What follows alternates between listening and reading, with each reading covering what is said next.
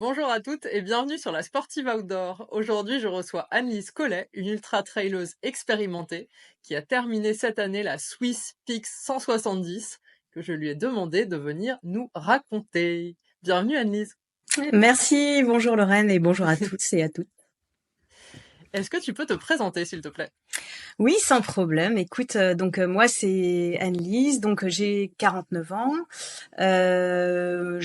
Au niveau professionnel, je suis aujourd'hui micronutritionniste et naturopathe. Je suis même en formation en BTS diététique. Je suis une éternelle insatisfaite et j'ai toujours besoin d'apprendre plein de choses. De base, je suis de formation ingénieur, pas grand-chose à voir. En fait, c'est une reconversion professionnelle et puis on aura l'occasion d'en parler. La naturopathie et la nutrition, c'était principalement par rapport à ma pratique sportive. Donc au niveau sportif, justement, en fait, moi, ce que j'aime, c'est le sport d'endurance. J'ai jamais été trop une compétitrice à aller très vite. Ce que j'aime, c'est le long, l'itinérance. Et voilà, je crois qu'on aura l'occasion de développer un petit peu plus dans ce podcast. Oui, tout à fait. Alors comment est-ce qu'elle est née en fait cette passion pour le trail? Est-ce que tu cours énormément? Est-ce que tu as toujours fait ça depuis assez jeune, au moins de la course à pied et ensuite du trail, ou est-ce que tu as démarré avec d'autres sports? Alors, ouais, disons que si tu as le temps, on peut parler de tout ce que j'ai fait comme sport, mais je crois que ça va pas être très intéressant. Donc en fait, bon, j'ai toujours un petit peu couru. Mon sport, c'était plutôt la course à pied, effectivement. Et en fait, le trail, je m'y suis vraiment mise il y a, je dirais, une dizaine d'années à peu près. Je faisais des courses sur route, hein, sinon dans le coin. Hein, moi, j'habite donc en Alsace, hein, dans le coin Rosheim-Aubernais. Il y a pas mal de petites courses sur route dans le coin. Et au début, je faisais des 5, des 10, mais voilà, avec très peu de dénivelé. Et puis, en fait, c'est venu par mon mari qui, lui, courait déjà du trail. Puis un jour, il me dit, allez, viens, on va faire une course à Chamonix. Et donc, moi, j'ai fait le cross du Mont Blanc. C'était il y a une dizaine d'années, donc c'était 23 kilomètres. Et déjà là, je me disais: «Waouh, est-ce que je vais vraiment y arriver?» Il y avait quand même pas mal de dénivelé et en fait, j'ai adoré, quoi. J'ai vraiment trouvé ça vraiment génial, et puis, c'est ce qui m'a donné envie de poursuivre. Tu as démarré avec une belle course, dis donc, directement à Chamonix. Carrément, voilà. Oui, oui, c'est sûr qu'à l'époque, c'était déjà populaire, mais c'était de loin pas aussi populaire qu'aujourd'hui. Mais c'est chouette, tu as eu des beaux paysages directement. Et est-ce que, en fait, à quel moment est-ce que tu as décidé de te lancer dans des courses plus longues? Donc tu disais, tu as démarré avec un 23. Comment tu as fait ensuite? Est-ce que directement tu avais envie de faire du très long ou est-ce que tu y es allé progressivement? Comment est-ce que tu as fait? Alors, j'y suis allée très progressivement et ça, c'est vraiment ce que j'ai vu aussi en naturopathie qui m'a aidé à y aller vraiment très doucement, hein, puisque en fait cette année, donc j'ai fait un 170 qui est un 100 miles. Hein, c'était mon premier, hein, en fait, donc ça fait 10 ans que je fais du trail et pourtant c'est mon premier. Moi, je vois beaucoup de personnes en consultation, au bout de 2-3 ans de trail, boum, elles se lancent sur un ultra trail et je pense que c'est trop tôt, quoi. Alors, petit à petit, je suis allée sur des 30, 40, voire 50 kilomètres. Et puis ça se passait bien en fait. Hein. Donc c'est des courses là pour se rendre compte. Moi, je suis quelqu'un de milieu de peloton, on va dire. On fait ça en peut-être, ça dépend du dénivelé, ça dépend du terrain, des conditions météo évidemment, mais on va dire, allez, on est parti pour 7-8 heures à peu près. Et c'est déjà quand même pas mal, hein, mine de rien. Et en fait, je me rendais compte que finalement, ça me convenait beaucoup mieux parce que c'était plus lent et puis ça me permettait de marcher pas mal. Finalement, je crois que je suis pas trop une coureuse en vérité. Et j'aime beaucoup marcher, mais j'aime marcher longtemps. Et puis donc, ok, une fois qu'on fait plusieurs années de suite, un 50 kilomètres, on se dit ouais, c'est chouette quand même. Bon, ok, j'en ai fait plusieurs dans plusieurs paysages différents. Tiens, je ferais bien quand même un 70-80. Alors j'essaye 70-80. Ah bah ouais, ça se passe bien. Bon ok, j'en ai fait plusieurs, etc. Et puis donc finalement, cette année, j'ai décidé vraiment de me lancer dans du vraiment plus long, puisque jusqu'à présent, j'avais fait que du 80 ou du 100, qui est vraiment ma distance de prédilection, ou en tout cas qu'il a été jusqu'à présent, parce que c'est ni trop long ni trop court, j'ai envie de dire. Suffisamment long pour que je prenne vraiment du plaisir et que j'ai pas à trop courir. Et puis suffisamment court pour que ça se passe quand même bien. Enfin, le long m'a fait très peur pendant très longtemps. Je dois préciser qu'en fait j'ai eu une grosse blessure il y a 3 ans. C'était une fracture de fatigue du col du fémur. Donc c'est le truc, ça s'invente pas trop, hein, ça arrive pas très souvent. Donc là, je me suis dit: «Ouh, waouh, il y a un gros signal qui a été envoyé par mon corps». Ça m'a beaucoup remise en question. J'ai vraiment perdu confiance en moi et du coup, je me suis vraiment beaucoup questionnée. Et puis, ben là, je me sentais vraiment prête. J'avais vraiment bien remonté la pente et voilà comment je me suis lancée sur ce 100 miles cette année. C'est vraiment intéressant de voir ton approche. Ce que tu dis sur la progressivité, c'est vraiment quelque chose qui me parle, parce que j'ai l'impression qu'en ce moment, enfin, c'est tellement un peu la mode de l'ultra, Ouais, ouais. qu'il y a plein de gens qui s'y mettent et qui veulent directement griller les étapes, qui vont super vite et forcément ça entraîne des blessures et parfois en plus c'est des blessures qui sont enfin c'est pas juste, la blessure qui guérit en quelques mois, ça a Ah ouais, des c'est ça, conséquences, ouais. super importantes et chouette aussi d'entendre que, bah, tu as su écouter ton corps. Une fracture de fatigue, effectivement, Mmh. ça arrive pas par hasard, donc que tu as réussi à rebondir. Tu vas nous raconter ta méthode. Mmh. Est-ce que tu peux nous présenter donc la course? On parlait de la Swiss Peaks, mais pour les personnes qui ne connaîtraient pas Ouais. cette course, est-ce qu'il y a aussi plusieurs distances ou est-ce que c'est que le 170 que tu as fait et où ça se passe? Même si j'ai une petite idée avec le nom. Voilà, donc c'est dans les pics suisses.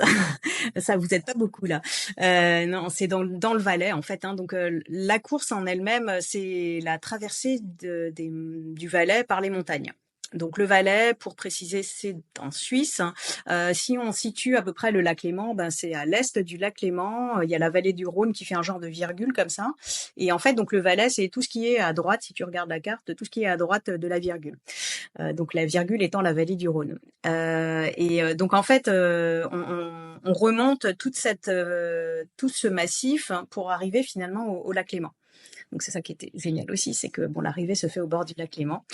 Et donc il y a plusieurs courses, hein. La mienne peut déjà sembler un petit peu surréaliste à certains, certaines. Et en fait, ben non, il y a carrément plus surréaliste. Il y a un 380 kilomètres, qui est la course qu'a fait mon mari justement. Et il y a en plus un 680. Donc 680 kilomètres. Hein, enfin moi perso, j'imagine même pas ce que c'est. Non, Euh, mais même à vélo, même en voiture, c'est déjà assez long. voilà, Alors à c'est pied. juste c'est incroyable. En fait, le truc, les 300 premiers kilomètres sont faits sans chronométrage. Et donc, l'objectif est d'arriver avant un moment au départ du 380 pour qu'en fait les gens qui font le 680 partent en même temps que ceux qui font le 380. Donc sauf qu'ils ont juste 300 kilomètres dans les pattes quand ils partent. Donc il y a ça. Et puis après il y a des distances plus classiques. Il y a un 100 kilomètres, il y a un 70 et il y a je crois un marathon, il me semble. Voilà. Donc il y a vraiment tout pour tout le monde. Et enfin, c'est vraiment une course que je recommande plus. Ambiance incroyable, plutôt intimiste, pas trop gros. Moi, j'aime pas quand il y a trop de monde. J'aime bien être seule en montagne. Là, c'est super, ça correspond vraiment. Des bénévoles incroyables et on mange, mais je te dis même pas quoi. À chaque ravitaillement. À chaque ravitaillement, il y a des plats maison. Il y a croûte aux champignons, de la raclette. On aura l'occasion de parler de ce qu'on mange, hein, mais fou, Ah oui. incroyable. En Des crêpes, ouais, super. En plus, c'est les plats maison traditionnels, du Valais, en fait. C'est Tu de la ça, ouais, ouais, raclette, ouais. Mais de tu la sais, bon, croûte. ça participe vraiment au plaisir. C'est super important de trouver des choses qui nous font envie à manger parce que sur la durée, on mange pas que des bars, hein, évidemment. J'imagine. Et comment tu l'avais connue, en fait, cette course? Parce qu'elle a l'air top, mais est-ce que tu en avais entendu parler? Parce que aussi comme tu as fait le choix de participer à un 170, j'imagine qu'on fait attention à la course qu'on choisit. T'as pas choisi au hasard. Qu'est-ce qui t'a motivé? Mm. Bah en fait, j'en avais déjà entendu parler justement de cette ambiance du côté assez intimiste, du côté un peu gastronomique. Et voilà. Et puis en fait, bah, comme mon mari, on fait souvent en fait les courses ensemble. Alors pas forcément les mêmes distances, mais en tout cas, on essaye de faire les choses ensemble. Et donc lui, il voulait vraiment partir sur un ultra long. Et donc en gros, il n'y a pas 50 000 solutions. C'est soit tu vas faire le tort des géants, hein, pour ceux qui connaissent. Sauf que nous, on voulait pas faire ça aussi tard dans l'année. Et puis il y a un tirage au sort. Enfin, voilà, un peu prise de tête, on va dire. Et en plus, beaucoup de monde, justement. Et donc ça faisait longtemps qu'on y pensait à cette course. Et voilà, donc on en avait déjà largement entendu parler. Ouais, chouette aventure à 2. Et quels étaient tes objectifs pour la course? Est-ce que tu t'étais mis un objectif de temps ou juste déjà finir, ce qui est déjà très, très bien? Alors là, c'était vraiment clairement juste finir et finir avec le sourire. C'était vraiment ça, puisque comme dit, c'était ma première sur une distance comme ça. Je savais pas du tout, passer 2 nuits dehors, j'avais aucune idée de comment j'allais réagir. J'avais déjà fait une nuit, dehors parce que j'avais déjà fait des courses uniquement de nuit, mais passer de enfin voilà, c'était pour moi quelque chose de vraiment, nouveau. Donc mon objectif, c'était vraiment juste de finir et puis de finir en forme parce que bon, je suis voilà, je suis pas à l'abri d'une blessure et puis je voulais pas ouais, arriver vraiment au bout de ma vie, même si ça a été très très dur. On va pouvoir. C'est tellement un bel objectif ça déjà juste de finir, mais de finir bien en fait, pas juste Ouais, c'est finir, ça. Mmh. Ouais, dans tous ces états, même si ouais, c'est dur, voilà, tu finis avec le sourire pas blessé, c'est déjà génial. ouais. On va passer à ta préparation. Forcément, ça m'intrigue. Comment est-ce qu'on se prépare à une distance aussi longue? Comment est-ce que tu t'es préparé? Qu'est-ce que tu as mis en place, aussi bien physiquement que mentalement? Alors au niveau, physique, donc bah, ça fait quand même déjà, pas mal d'années que je pratique, des distances, longues à assez longues. Donc bah, on va dire que déjà mon corps est quand même relativement habitué et préparé à ce genre de courses ou d'efforts.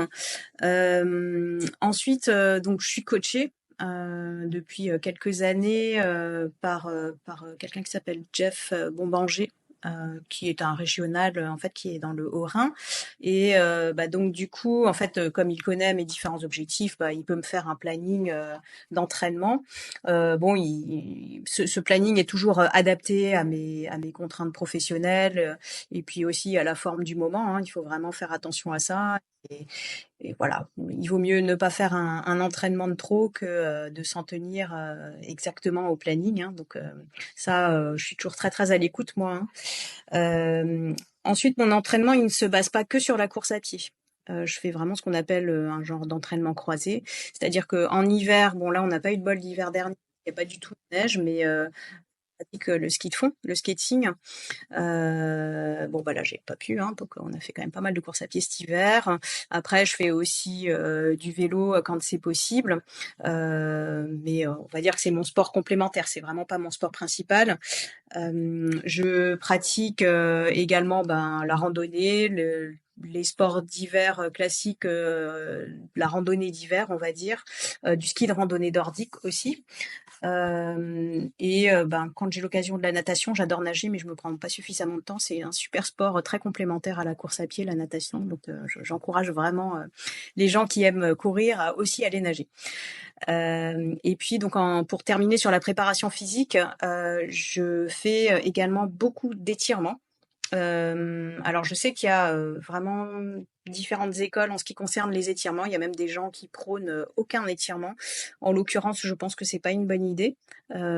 Toutes les personnes à qui j'ai pu conseiller des étirements quand ils avaient des problèmes, de blessures ou, des problèmes, de courbatures aussi, ben, en fait, le fait de mettre en place des étirements, ça aide vraiment. Donc moi perso, j'en fais vraiment beaucoup, mais parce que aussi ça me fait du bien. Je fais, du yoga, voilà, je fais du renfort musculaire aussi. En fait, j'aimais pas du tout, moi mon truc c'était vraiment que la course à pied. Puis finalement, le renforcement musculaire, c'est là aussi, je pense vraiment indispensable et un gage de réussite sur des distances aussi longues. C'est-à-dire que, si, les muscles, les tendons, les ligaments ne sont pas prêts à accepter, des contraintes, pendant une cinquantaine d'heures, puisque moi c'est le temps que j'ai mis, ben honnêtement, ça n'ira pas. On va souffrir forcément. Alors on va souffrir, c'est sûr, mais on va souffrir vraiment beaucoup, voire on va se blesser. Donc c'est vraiment super important d'avoir, ce renforcement musculaire en complément. Et puis je dois avouer que finalement j'y ai pris goût, finalement ça me plaît mieux. Donc C'est ça, c'était pour intéressant. la physique. Ouais, excuse-moi. Oui. Non, j'allais dire, c'est intéressant de voir que justement, tu fais pas que courir, en fait. Tu fais vraiment Non. plein de choses, qui complètent, soit aussi sur des activités cardio, là, comme le vélo, la natation, mais aussi avec du renfo, du yoga. J'ai Ouais, l'impression que sur les étirements, c'est vrai qu'on entend toujours un peu plein de choses et son contraire, mais de plus en plus quand même, des pratiquants, se font de la course à pied et se mettent aussi au yoga et se rendent compte ouais, qu'en complément, ça fait quand même beaucoup de bien. exact. Alors, Oui, oui. peut-être les étirements, voilà, juste après la séance, c'est pas l'idée du siècle, mais Pas juste après la par séance, on contre, est bien d'accord. en décalé, c'est hyper intéressant et ça assouplit un peu les corps des coureurs. Ça Ouais, fait faire un peu autre chose. alors faut pas être trop souple non plus, puisque finalement il faut quand même aussi une certaine, résistance et puis, une certaine, élasticité, on va dire, pour avoir une foulée efficace. Mais bon, enfin voilà, on demande pas d'être hyper lax, hein, on est bien d'accord, hein. C'est vraiment juste C'est de un faire quelques assouplissements, ouais. Ouais, c'est vraiment une question d'équilibre global du corps, mais ouais, j'ai intéressant de voir que tu fais tout ça et comment tu arrives à t'organiser d'ailleurs avec ça? Est-ce que tu disais tu as un coach donc qui te fait un planning, Mmh. mais tu fais aussi un peu au feeling? Tu fais un peu tous les sports toutes les semaines? Enfin évidemment pas les sports d'hiver en été, mais sinon, comment est-ce que tu gères ça? Ouais, c'est exactement ça. Alors déjà, bon, le maître mot, en hiver, c'est dès qu'il y a de la neige, tu vas skier parce que tu sais pas combien de temps ça va durer. Donc ça, c'est la première chose. Bon, je précise que j'ai une station de ski de fond à 25 minutes de chez moi, hein, donc voilà, c'est plus pratique, hein, quand même, on peut être réactif. Puis comme je bosse depuis chez moi, bah, je peux être très réactive aussi. L'organisation se fait quand même, pas mal au feeling. Alors j'essaye de suivre le mieux possible, mais va se faire quand même pas mal au feeling. C'est-à-dire que comme je l'ai dit un petit peu plus tôt, si je le sens pas, si je suis fatiguée, bah, j'y vais pas ou je fais un truc plus cool. Alors, il faut quand même de temps en temps se mettre des petits coups de pied, au derrière, hein, quand on a une séance de fractionné. Moi perso, je déteste ça, mais je sais qu'il faut le faire. Donc bon, il faut vraiment que je sois très fatiguée pour ne pas le faire, mais la plupart du temps, je vais le faire. C'est plus une séance, qui va sauter, j'ai pas envie d'aller courir, bah, je vais pas courir, point barre. Mmh. Voilà. C'est pas Ça la c'est mmh. C'est top de réussir à faire ça. J'imagine que ça c'est venu aussi beaucoup avec l'expérience, hein, Avec parce que quand on l'expérience. débute la course, souvent c'est vrai que si on a un plan, on est limite stressé de pas le respecter en fait. On se dit qu'il faut à tout prix le faire Mmh. et du coup on n'ose pas louper une séance. Toi, tu arrives à vraiment faire au feeling et j'ai l'impression que les gens souvent qui réussissent bien sans se blesser font ça au final. Alors, je te cache pas que ma fracture de fatigue, m'a beaucoup aidée à avancer dans le chemin vers la sagesse, hein. Plus, bon, j'ai bientôt 50 ans, donc forcément, avec un peu d'expérience, bah, du coup, ouais, tu sais ce qu'il faut pas faire ou plus faire. Plus, accessoirement, hein, plus tu avances dans l'âge, et moins bien ton corps récupère. Donc, vraiment, être très attentif à ça. Mais je pense que c'est vraiment une des clés, effectivement. Et puis pour garder, la niaque, pour garder du jus, bah, il vaut mieux s'écouter. Alors, faut juste trouver la bonne limite entre, trop s'écouter où là, ben, tu restes à regarder Netflix et puis, voilà, vraiment, trop forcer, hein, ça c'est sûr. Je pense que ça, c'est vraiment une question d'expérience et puis de chemin personnel qui fait d'ailleurs une bonne transition avec, la prépa un peu plus mentale. Hem, donc là, moi, en fait, j'avais entrepris l'année dernière, j'ai fait le trail du Haut-Gifre, donc c'est un 4 non, un 100 kilomètres, je sais plus très bien. Oui, ça doit être un 100 kilomètres, et ben, en fait, c'était mon premier er ultra après ma fracture de fatigue. Et donc, bah, je manquais vraiment beaucoup, beaucoup de confiance, en mon corps et en mes capacités. Et donc, là, j'ai fait, une démarche avec, une super sophrologue, qui m'a beaucoup aidée. Et bah, du coup, en fait, j'ai gardé en mémoire tous les conseils qu'elle m'avait donnés, toutes les séances qu'on avait faites et puis je les ai, un peu reproduites cette année. Je suis, quelqu'un d'assez, nerveux, d'assez angoissé, d'assez stressé. Je peux vite me faire des avec un tout petit truc. Et donc là aussi, avec maintenant les années, bah, j'ai acquis un certain nombre de méthodes pour essayer de canaliser tout ça. Et du coup, en fait, j'ai pas mal pratiqué et aussi pendant la course, la visualisation, les méditations.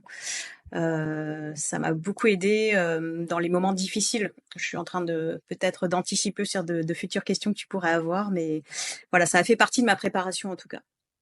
OK, super intéressant d'avoir mis ça en place. Mmh. C'est chouette de voir que tu as aussi évolué vraiment au fur et à mesure de ta pratique, Ah oui. vers plus de sagesse et Ah ouais, non, c'est finalement, c'est complètement sympa. ça, hein. Ouais, complètement ça, ouais.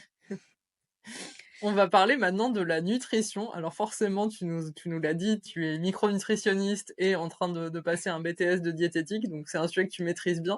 Mais comment est-ce que tu as mis en place, ton plan nutritionnel, en fait, pour la course? Est-ce que maintenant tu as énormément d'expérience et que tu arrives à gérer? Ou est-ce qu'il y a encore des choses que tu as testées, du coup, sur cette course? Comment est-ce que tu as fait? Ouais, alors maintenant, effectivement, j'ai vraiment de l'expérience, je me connais très bien, je sais, je suis très peu sujette aux hypoglycémies, donc j'arrive vraiment globalement bien à m'alimenter comme il faut. En revanche, donc, je veux juste préciser mon passé. Hem, Ma formation de naturopathe, je l'ai entreprise parce que à l'époque, de l'extérieur, je pouvais très bien me nourrir, mais pour ma pratique sportive, je faisais n'importe quoi, complètement, hein. C'est-à-dire qu'en gros, ben, super, je mangeais des fruits, des légumes, parfait, mais je mangeais pas grand-chose d'autre. Si, des pâtes. Voilà, je manquais cruellement de protéines, enfin, donc je me blessais tout le temps, en fait. Et du coup, en fait, j'ai beaucoup fait évoluer mon alimentation, avec les connaissances que j'ai acquises, au fil de mes différentes études. Et donc aujourd'hui, je pense que j'ai une alimentation à peu près équilibrée au quotidien. Donc j'ai vraiment plus besoin de faire attention à l'approche d'une course, d'une compétition. Elle est maintenant bien réglée. Voilà. Donc pour la préparation, en fait, finalement, j'ai atteint quelque chose d'assez nominal. Pendant la course, je sais aussi ce qui me convient bien. Je ne suis pas du tout sucrée, donc je vais devoir me faire vraiment violence s'il faut que je mange un petit peu sucré. Si par exemple je sens qu'il y a quand même une petite hypo qui se pointe et qu'il faut que je mange une compote, même une compote, hein, je vais avoir du mal. Donc oui, oui, voilà. Donc je préfère 10 000 fois le salé en fait, mais bon, il y a des moments il faut vraiment se resucrer rapidement et bon bah là il n'y a pas trop le choix. Donc dans ce contexte-là, je peux encore avoir quelques difficultés, mais globalement maintenant je me connais bien, je sais ce qui marche. Euh, Chez moi et puis chez beaucoup d'autres gens finalement, hein, ce qui marche chez moi marche beaucoup par ailleurs. Donc pas vraiment de préparation, mais c'est quelque chose que je conseille beaucoup. C'est quand on teste des nouvelles choses ou quand on met en place un nouveau plan nutritionnel, il faut vraiment le tester à l'entraînement et surtout pas le mettre en place juste le jour J parce que là on va droit dans le mur, c'est la catastrophe assurée. Je voudrais juste dire que, en fait, on pense toujours à l'entraînement physique, c'est-à-dire, oui, je vais faire des fractionnés, des sorties longues et compagnie. Mais en fait, le système digestif, il a aussi besoin d'entraînement. Donc, il faut aussi l'entraîner à manger, bah oui, de la raclette. Non, enfin, n'exagérons rien, on va pas s'emmener son appareil à raclette, La mais recommandation d'Annelise, manger de la raclette manger de à la tous les raclette, entraînements. je vais me faire haïr là. Enfin, quoique ça peut plaire, hein, ce genre de conseil. Mais bon, moi perso, je mange pas de raclette cuite hein, sur les courses. Je mange la raclette crue parce que la raclette cuite, je la digère pas, mais avec la raclette crue, je me fais plaisir. Mais oui, s'emmener des sandwichs sur des sorties longues de plusieurs heures et puis s'entraîner à manger régulièrement des petites bouchées. Ça, c'est super important pour arriver à bien digérer. Ça, c'est vrai que c'est quelque chose qui est j'ai l'impression en tout cas que c'est pas très connu. Moi, j'en ai entendu parler il y a quelques mois, années peut-être, mais j'ai l'impression que c'est pas si connu, en tout cas des coureurs qui font pas forcément des distances, extrêmes. Mais au final, enfin même pour quelqu'un comme moi qui court pas du tout les mêmes distances que toi, je me rends compte que c'est quand même super utile et qu'effectivement ça s'entraîne, quoi. On arrive à même si de base on digère quand même assez mal en courant, en fait, on arrive à bien gérer le truc avec de l'entraînement et je trouve que c'est assez Ouais, motivant, en fait, de savoir que du coup, c'est pas une fatalité et bah, de s'encourager aussi, du coup, à manger pendant les entraînements alors que c'est ça. spontanément, si c'est des entraînements qui sont pas énormes, c'est vrai qu'on peut avoir tendance à se dire: «Bah, c'est pas la peine». En fait, c'est peut-être pas la peine Et au en fait, point de vue si. sucre, mais en fait, si. C'est ça, c'est ça. Et je dirais, dans l'absolu, même, si on a des problèmes vraiment, on peut se dire: «OK, sur, 2 heures, une sortie de 2 heures, ben, dans ma sortie, je vais quand même manger». Au bout de la première demi-heure, boum, je mange, quoi. Alors moi, je le Ouais, fais pas, c'est bon, mais voilà, pour quelqu'un qui a des problèmes, je le conseillerais vraiment. ouais, c'est Mmh, c'est vraiment utile comme conseil mmh. et on reste encore sur ta préparation juste avec cette question. Concernant ta récupération, comment est-ce que tu as des méthodes particulières, en fait, pour arriver à bien récupérer entre chaque entraînement, pour arriver aussi à accumuler quand même une certaine charge? Oui, alors il y a une chose qui est vraiment importante, c'est le sommeil. Arriver à avoir, suffisamment de sommeil, pour soi-même, hein. Alors je dis ça parce que, bah, on est tous différents, moi j'ai un rythme de sommeil qui est assez atypique, je me lève très tôt, je me couche relativement tôt. J'ai besoin, on va dire d'une moyenne de 7 heures, par nuit, pour être bien Donc, il faut en fait bien se connaître et surtout pas se mentir. C'est-à-dire que le soir, si on s'endort sur le canapé, c'est que clairement, on a besoin d'aller se coucher et pas qu'on regarde la fin de l'émission, du film ou de la série. Donc, il faut vraiment faire attention à ça parce qu'en fait, quand on dort, il y a beaucoup de mécanismes de récupération qui se produisent dans le corps. Et donc, avoir un bon sommeil suffisant en qualité et en quantité sont vraiment des clés d'une récupération optimale.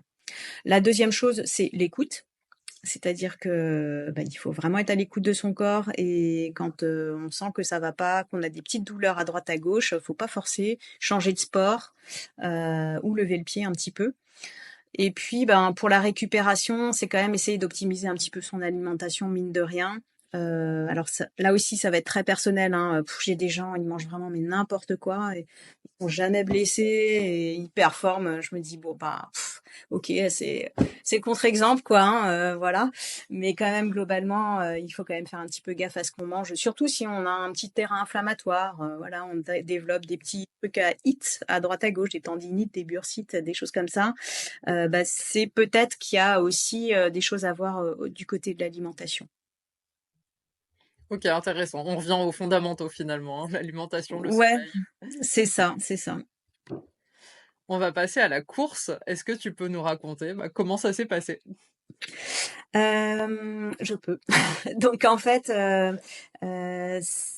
déjà, on a eu un changement de parcours parce que la météo était tout simplement exécrable, tout à fait à l'image de la météo de cette année.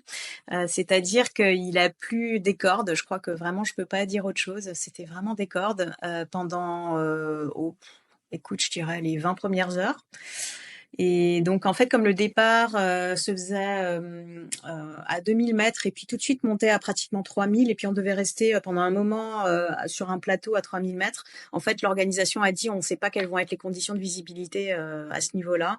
Et donc on a été détourné et le départ, alors pourquoi je passe du temps là-dessus, c'est que ça va être important pour la suite. On est parti à une altitude de 2000 mètres, mais on a commencé avec un chemin vraiment large, super roulant, plutôt en faux pas descendant, bien traître. C'est-à-dire qu'en fait, sur une course comme ça, il faut surtout pas partir trop vite. Et je pense qu'en fait, beaucoup de gens, y compris moi, se sont fait prendre au jeu. Ah, j'y vais cool, mais en fait, finalement, bah non, j'avance quand même, quoi, même en y allant, en pensant y aller cool. Et donc, en fait, moi, très rapidement, j'ai senti pas mal de douleurs dans les quadriceps. Euh, En lien avec voilà, hein, la descente. Et pas trop inquiétée, mais je me suis dit, il faut vraiment que tu y ailles mollo. Plus, bon, le terrain qui était vraiment super glissant à cause de la pluie. Je précise que j'ai eu la chance j'ai eu l'assistance de ma fille, donc qui venait elle est venue à pratiquement tous les ravitaillements. Et donc au début, ça a été très précieux parce que comme il pleuvait vraiment beaucoup, elle m'a aidé à changer mes chaussettes. Alors j'ai gardé les mêmes chaussures, mais je changeais les chaussettes et je remettais de la crème pour pas avoir d'ampoule. Je pense que ça a pas mal préservé mes pieds et je la remercie encore une fois. C'est Euh, précieux. ouais, carrément. Donc voilà, donc le début de la course a été vraiment compliqué. En plus, on voyait rien, donc pas beaucoup de plaisir. Mais bon, pour moi, voilà, je me suis mise assez vite dans ma bulle. C'est quelque chose que j'arrive assez facilement à faire, qui a été facilité par le fait que j'avais toutes les écoutilles fermées. Donc de toute façon, j'étais dans ma bulle. Et puis donc bon, j'ai cheminé petit à petit. La première nuit a été assez compliquée parce qu'on a passé un col qui est qui est la fenêtre d'Arpette, qui est un col qui est assez technique.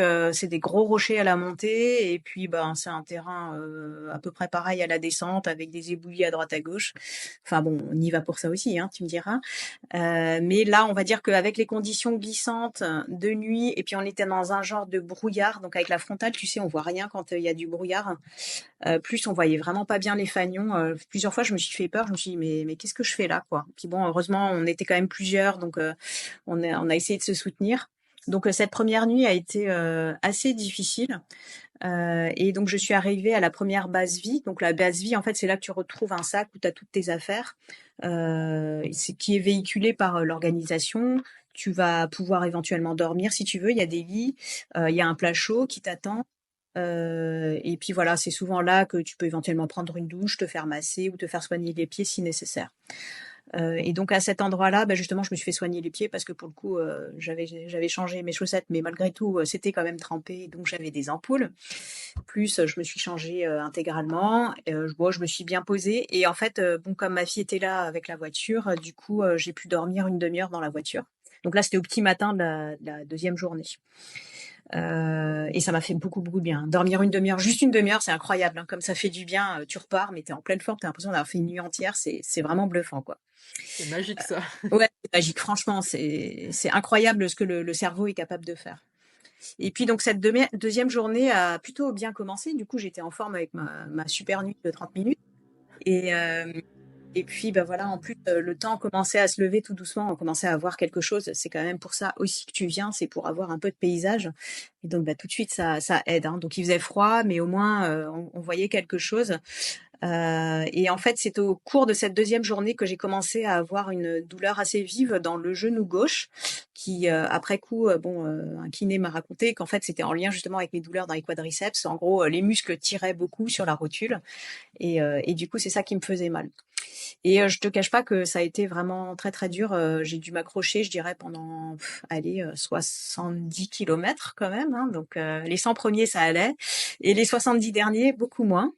C'est Donc, très long en plus quand même, du coup, quand il faut s'accrocher pendant 70 ouais. kilomètres. Écoute, en fait, donc moi, mon parti pris, c'était terminé. À partir du moment où j'avais eu un check par le kiné qui me disait, écoute, non, c'est bon, tu peux y aller, il y a pas de, c'est juste musculaire, donc arrête-toi, masse-toi. Donc il m'avait massé, bien sûr. Quand je suis repartie, j'avais plus mal. Et puis c'est très vite revenu, hein, normal. Il me dit, tu peux gérer, mais tu vas pas te faire mal. Et du coup, moi, c'est en fait ça qui m'a décidé. Je me suis dit, bon, ok, j'ai encore largement le temps, j'ai vraiment de l'avance sur la barrière horaire. Je marche et puis je vais bien finir par y arriver, quoi. Et alors bon, quand je suis partie de la dernière base vie, c'était ça que j'avais en tête, mais bon, je te cache pas que ça a été difficile quand même, même en marchant, c'était difficile. Ouais, ouais, la 2e nuit, j'étais vraiment au bout du bout, hein. Plusieurs fois, je me suis dit bon, maintenant j'arrête. Qu'est-ce que je fous là? Est-ce que vraiment c'est pour ça que je suis là? Et puis en fait, j'arrivais à chaque fois à me raisonner, à repenser aux séances de préparation que j'avais faites. Je respirais, je faisais des micro-méditations. Et à chaque fois, je me disais, bon, chaque pas que tu fais, ben, ça t'amène vers la ligne d'arrivée. Et donc le 2e petit matin, le lever de soleil sur le lac Léman, le truc de fou, quoi. Je pourrais même encore pleurer tellement j'ai vécu des émotions incroyables. Et en fait, au dernier ravitaillement, ben, j'avais donc mon mari Benoît ainsi que ma fille qui m'attendaient. Donc mon mari était arrivé pendant la nuit et ils sont quand même venus pour me voir au dernier ravitaillement. Il m'a fait un massage des cuisses et puis ben, en fait, j'ai pu courir toute la dernière portion. Incroyable, j'avais plus mal, quoi. Mais c'est C'est fou. fou. C'est incroyable, tu te dis, mais le cerveau, s'il est capable de faire, de te faire ressentir ou pas ressentir des douleurs. En fait, là, j'étais ben, de nouveau regonflée à bloc, quoi. Et ouais, courir, j'ai pu courir pendant les 12 derniers kilomètres, c'est fou. C'est incroyable l'effet que ça peut avoir. Et donc, bah, à la fin, juste magique, quoi, hein, à 11 heures du matin, au bord du lac Léman, t'as l'impression d'être une star internationale. Bon, voilà, hein, moi j'étais là, je sais pas, 60 ou 70e sur un peu plus de 80 à arriver, hein, donc, mais bon, il y a eu plus de 60% d'abandon, justement, je pense en lien avec ces conditions météorologiques particulièrement difficiles, quoi. Et est-ce que sur donc ton problème de quadri, est-ce que tu as une explication peut-être du kiné ou a posteriori que tu as compris pourquoi ça t'était arrivé? Est-ce que c'est justement parce que tu es partie trop vite sans doute ou c'est complètement autre chose? Probablement, probablement. Alors, est-ce que j'avais eu assez de préparation physique? Je pense que oui, hein, honnêtement. Je pense que c'était en fait en lien. Alors, parti trop vite. En tout cas, ce qui est sûr, c'est que avec les conditions qu'on a eues, forcément, ben t'es un petit peu tout le temps aux aguets. Donc, t'es tout le temps contracté parce que bah, finalement le terrain est quand même assez glissant. Et je pense que c'est ça. C'est ça qui a vraiment tiré sur ma rotule, parce qu'en fait, j'ai très vite récupéré, j'avais très vite presque plus mal, quoi. Donc c'était clairement, vraiment musculaire, hein. Ouais, d'accord. Mmh. Et comment est-ce que tu as fait? Alors, tu disais que tu as dormi, la première nuit une demi heure. La deuxième nuit, tu as redormi du coup? Comment est-ce que tu as géré cette partie-là? Alors la deuxième nuit, je me suis arrêtée à un premier ravitaillement, il devait être, 1 heure du matin. J'ai voulu dormir et là, en fait, ils avaient pas encore monté les lits de camp. Donc d'abord, ils m'ont dit: «Attends, attends, on met les lits de camp». OK, donc là, j'ai déjà attendu 1/2 heure qu'ils mettent les lits de camp et en fait, bon, c'était super sympa, mais ils avaient une playlist, de hard rock qu'ils mettaient à fond. Donc c'était super, hein, vraiment, très sympa.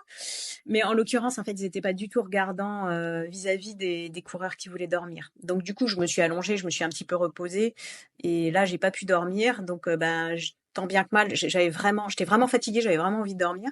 J'ai tenu jusqu'au ravitaillement suivant. Et là, donc c'était un tout petit endroit, il y avait pas de lit à part à l'extérieur et il faisait tellement froid, j'ai dit non, c'est hors de... Et ben en fait, je me suis posée dans un coin. Il y avait un genre de petit fauteuil comme ça. On m'a passé une couverture, je l'ai mise par-dessus la tête pour m'isoler. Et en fait, j'ai dormi comme ça 1/4 d'heure. Et pareil, en fait, ça m'a complètement ressourcée. Et là, c'était bon. Donc, j'ai dormi 1/2 heure plus 1/4 d'heure sur les 2 nuits. Incroyable. Mm. Bon, le coup du hard rock au Ah ouais, ravito, ouais. c'est un peu étonnant. Ouais, alors c'est pour un peu te redonner la pêche, mais c'est vrai que bon, faut quand même faire attention aux gens qui ont envie de dormir, tu vois. Ouais, en plus, enfin, avoir envie de dormir, là, c'est essentiel, du coup, si tu as envie de dormir et que tu peux justement gagner ce petit quart d'heure qui ensuite C'est va te ça, faire ouais, repartir. c'est ça. Et puis en fait, c'est vraiment une question de sécurité aussi, hein, parce que quand tu manques de vigilance, tu peux faire un peu n'importe quoi, hein. Donc ouais, ouais, enfin, il y a un moment, il faut vraiment s'arrêter et dormir, hein, clairement. Ouais, on est quand même la nuit dans une montagne, quoi. C'est ça, c'est ça. Et au niveau de l'alimentation, tu nous l'as un petit peu évoqué avant, donc tu manges plutôt salé, mais quelle est ta stratégie, en fait, pendant la course? Est-ce que tu te dis que tu manges, je sais pas, toutes les 1/2 heure, toutes les heures, quelque chose que tu as avec toi? Est-ce que tu manges, bah, des plats chauds au ravito, de la raclette? Comment est-ce que tu fais concrètement? Alors bon, je fais plus trop de stratégie avant, parce que maintenant je me connais et que j'ai pas trop de problèmes d'alimentation. En fait, je j'emporte avec moi, mais souvent, en fait, je mange pas ce que j'ai avec moi, ou en tout cas ce que j'ai emporté moi. Mais souvent, je prends plutôt des choses qui sont sur les ravitaux. Alors, c'est à prendre avec des pincettes parce qu'il y a des courses sur lesquelles les ravitaux, c'est vraiment n'importe quoi. Et donc, du coup, je suis quand même contente d'avoir des choses à moi. Mais sinon, ben là, je me suis pas mal écoutée en fait. J'ai pas vraiment mis en place de stratégie. J'ai toujours fait attention à chaque ravitaillement, à prendre de la soupe, du bouillon, des choses comme ça, parce que ça, tu peux pas l'emporter avec toi. Et puis après, ben, je mangeais quand même, dès qu'il y avait un plat chaud proposé, je le prenais. Bon, là, c'était en plus parce qu'il y avait des conditions météo particulières, hein, évidemment, hein. Il aurait fait super chaud, j'aurais peut-être eu une stratégie différente. Mais en l'occurrence, j'avais besoin je brûlais beaucoup de calories de par l'effort, mais aussi de par les conditions météo. Donc voilà, donc ça c'était pour les ravitaillements. Et puis ben souvent j'emportais avec moi. J'ai toujours des petits sachets et je fais un petit peu mes courses sur les ravitaillements et je vais emporter. Moi, pour ce qui me concerne, c'est vraiment ce qui me convient bien, du pain, du fromage, un peu de viande séchée. S'ils ont un peu de riz, j'en emporte aussi. Enfin voilà, des choses comme ça. Mm. Ouais, des choses finalement très solides, et Oui, enfin, ouais, OK. bah qui nourrissent, Et hein. Faut quand même se nourrir en fait. c'est ça. Et tu pas de problème pour, enfin, arriver à manger ça? Tu pas trop écœurée ou enfin, ça passe bien? Alors ça passe bien, ce qui est plus compliqué, c'est de manger du sucré, hein. Alors moi, je particulièrement parce que j'aime pas le sucré, mais même pour quelqu'un qui aime le sucré, c'est impossible de manger du sucré tout du long, hein. Alors, il y a toujours des exceptions qui Ouais, confirment la règle, j'imagine. Moi déjà sur mais 30 kilomètres au bout d'un moment, j'en ai marre donc bah voilà, voilà. Donc de temps en temps, oui, tu insères un petit peu. J'ai des barres que j'arrive à peu près à manger, mais moi, je fais très attention à mon apport hydrique, donc je vais beaucoup boire. Alors là, il y a un truc génial sur les courses en Suisse, c'est la Rivella. Je sais pas si tu connais. si je connais bien, j'ai Voilà. vécu en Suisse alors je suis une grande Ah fan. bah voilà, alors bon, donc tu connais très bien. En fait, la Rivella, c'est un super moyen de se sucrer sans s'en rendre compte. Et ça convient beaucoup mieux que, enfin moi perso, ça me convient beaucoup mieux que le Coca. Le Coca, s'il faut, je vais en boire si je suis vraiment au fond du trou, mais j'ai beaucoup de mal à en boire. J'aime pas du tout le goût. Je prends beaucoup plus de plaisir à boire de la Rivella. Et donc du coup, pour me resucrer, en fait, c'était souvent là-dessus que je comptais. Et ça me permettait de manger vraiment salé à côté avec des vrais aliments, quoi. Pas des trucs sous sachet ou artificiels. Mmh. Ah, c'est intéressant l'arrivée là, j'aurais jamais pensé, jamais fait de course en Suisse, mais effectivement au niveau du goût, c'est pas du tout comme du coca en fait, C'est c'est pas vrai que trop ça passe fort. mieux, hein. Ouais, Écoute, j'ai ouais, regardé les étiquettes, en fait, c'est sucré comme du coca. Il y a autant de OK. sucre l'arrivée là que dans du coca, mais moi je trouve que ça se boit beaucoup plus facilement. Tu sens beaucoup moins le goût du sucre. Mmh. Ouais, Heu, c'est vrai. ouais. Mmh. Et concernant l'hydratation, donc est-ce que dans tes flasques, est-ce que tu emmènes juste de l'eau ou est-ce que tu as de la boisson d'effort? Comment est-ce que tu fais ça? J'ai rarement de la boisson d'effort en fait parce que j'arrive à m'alimenter suffisamment à côté. Donc je crois que je suis partie avec la boisson de l'effort. J'en avais dans mes sacs d'allègement, mais je crois que je m'en suis pas servie en fait. Ouais. Honnêtement, sur le papier, c'est vrai que c'est important, ces boissons de l'effort, enfin ça tient vraiment la route. Mais je pense que quand tu es sur des durées aussi longues, il vaut mieux, se baser sur vraiment une alimentation, très équilibrée et de la boisson bien sûr, plutôt que sur des boissons de l'effort qui, à moins qu'on trouve une boisson de l'effort qui nous convienne vraiment, vont être aussi écœurantes parce qu'elles sont sucrées.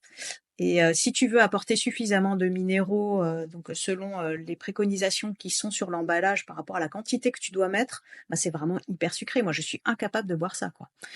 Donc ouais, les boissons de l'effort, pour les personnes qui y arrivent, ben oui, c'est une bonne idée, mais moi perso, ça ne me convient pas. Mmh.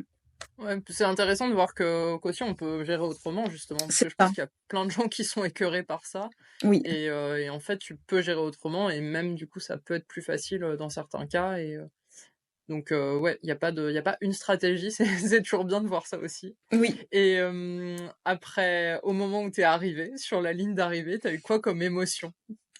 Écoute, incroyable. Vraiment, alors déjà, bah, comme j'avais serré les dents pendant pas mal de temps, bah, du coup, j'ai eu une décharge émotionnelle, de fou, quoi, hein.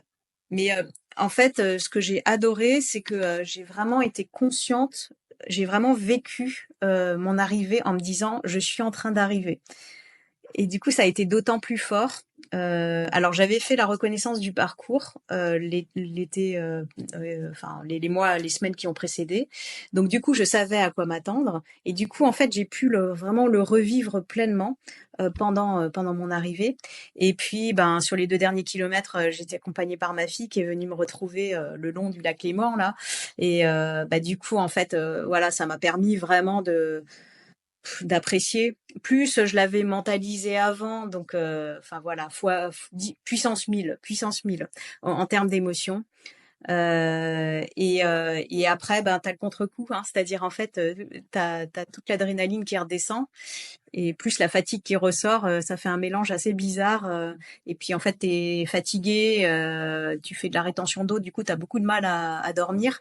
Donc tout ça, on va dire les quelques heures qui suivent la ligne d'arrivée, sont compliquées. En revanche, le passage de la ligne d'arrivée, c'est juste incroyable. Et les quelques jours qui suivent, ça est-ce que tu peux pas marcher du tout? Comment tu te sens? Ah non, non, alors pas du tout. En fait, c'est pas du tout comme un marathon. Bien sûr, tu as des tensions musculaires, mais ça reste tout à fait modéré. Pour moi, la principale difficulté, c'était plus les douleurs aux pieds parce que j'avais des ampoules. Mais au niveau musculaire, franchement, ça allait vraiment. Moi, ma difficulté, je suis assez sensible du système digestif, c'était, que en fait, j'avais du mal à m'alimenter, j'étais écœurée, en fait, j'avais pas faim et c'est en fait le temps que mon corps aussi évacue, toutes les toxines, bon ça je me connais, je sais que ça arrive pratiquement à chaque fois. Donc je fais des petites détox pour accélérer le tout avec des plantes, hein. Mais au début, bon j'ai tendance à avoir du mal à m'alimenter, donc pour la récupération, c'est pas terrible, terrible. Je me force un petit peu, quoi. Bon, tu as quand même plutôt bien récupéré Mmh, ça et va, ouais, c'est bon. est-ce que tu as des idées de tes prochaines aventures, sportives? Est-ce que tu as envie de repartir sur un trail, soit de cette longueur-là, soit plus long, même si là, quand même, tu es déjà quand même sur du très long ou plus court? Est-ce que c'est une distance vraiment que tu as beaucoup aimée ou est-ce que tu préfères quand même quand c'est un peu plus court? Alors j'ai beaucoup aimé, je dois dire, je suis ravie d'avoir, réussi à boucler cette distance. Hem, je te cache pas que je me pose Effectivement, je sais que je suis à l'aise sur 80-100 kilomètres, ça me convient bien. Alors moi, ce que j'adore, c'est passer la nuit en montagne, hein. Donc du coup, là, les 2 nuits dehors, bah, j'étais vraiment servie, j'ai adoré. Donc du coup, mon cœur balance. J'ai une course, qui me fait rêver, c'est l'Échappée belle. Je sais pas si tu connais, donc c'est la traversée du massif Eldon, hein. d'Eldon, hein, voilà. Donc c'est au sud de Grenoble. Je l'ai déjà faite en long, en large et en travers. J'ai fait déjà la première partie parce qu'on l'avait fait en relais. J'ai fait la deuxième partie puisque j'ai fait la traversée nord, donc c'est pas loin de 90 kilomètres. Et j'ai fait Paisseur, donc accompagnant, on va dire, pour mon mari quand il a fait l'intégrale. Et j'aimerais bien maintenant faire l'intégrale moi-même. C'est une course qui me fait rêver. Donc c'est pas un 100 miles, elle fait 154 kilomètres, je crois. En revanche, le terrain est vraiment très, très, très technique. Donc, tu cours presque pas. Et je me dis, bon, ben, ok, moi, ça devrait me convenir. Pourquoi pas? Pourquoi pas? Mais pour l'instant, j'ai pas encore décidé, je t'avoue. Là, on est dans une période où j'attends la neige. Et puis, on verra pour la prochaine un petit peu plus tard. Faudra que tu viennes nous raconter si tu l'as fait. C'est vrai que l'échappée belle, ça a l'air incroyable. Personnellement, ça me donne pas du tout envie, tous ces Ah, c'est cailloux. vrai? Je trouve ça magnifique, mais j'imagine que ça doit être tellement dur. Juste en randonnée déjà. Enfin, en fait, en randonnée, j'aime bien. Je trouve ça joli, mais je me dis, oh là, en trail, ça doit être tellement compliqué. Bah, Mais c'est en pas même temps, c'est vrai que très c'est différent. superbe. Et puis c'est pas très différent finalement parce que bon, il y a beaucoup d'endroits où tu peux pas courir. Enfin, le commun des mortels ne court pas. Les élites, oui, mais voilà, c'est une autre Ouais, expérience. c'est un terrain particulier, effectivement. En Ouais, tout cas, c'est ouais, magnifique. Donc, ouais, complètement. parcourir ça, c'est vrai que ça doit être bien dingue. Et pour terminer, quel conseil est-ce que tu donnerais à une femme qui aimerait bien se lancer dans ce type de course? Alors, je pense qu'en fait, mes conseils sont valables pour une femme ou un homme. Je dirais que vraiment, et on en a parlé, c'est de respecter la progressivité. Surtout pas vouloir brûler les étapes et y aller progressivement. Penser que le corps a besoin de s'habituer à des distances plus longues. Et donc, vraiment respecter ça, pas passer d'un 50 à tout de suite un 100 miles. Et y aller petit à petit, ça prend des années. Euh, donc vraiment, je dirais, c'est le premier conseil que je donnerais. Je trouve qu'en plus, ça fait partie de la beauté finalement de l'exercice aussi, d'y aller progressivement et de voir qu'on évolue et de pas directement brûler les étapes. Et après, bah, quand on est blessé, finalement, peut-être au mieux, on a réussi à atteindre l'objectif, mais dans des conditions pas terribles. Enfin, c'est pas hyper satisfaisant. Donc, au moins, en y allant progressivement aussi, on Exact. prend plus de Ouais, plaisir, je pense. ouais, ouais, J'imagine. complètement. Bah, merci beaucoup Annelise pour ce partage. C'était super intéressant d'avoir ton retour sur cette Swiss Peaks. Ça a plein de conseils intéressants, un beau retour d'expérience et j'espère que tu viendras nous raconter ton prochain trail. On verra vers quelle aventure tu te lances. Avec grand plaisir. Merci à toi, Lorraine. Et puis, bah, à très bientôt, du coup. À bientôt.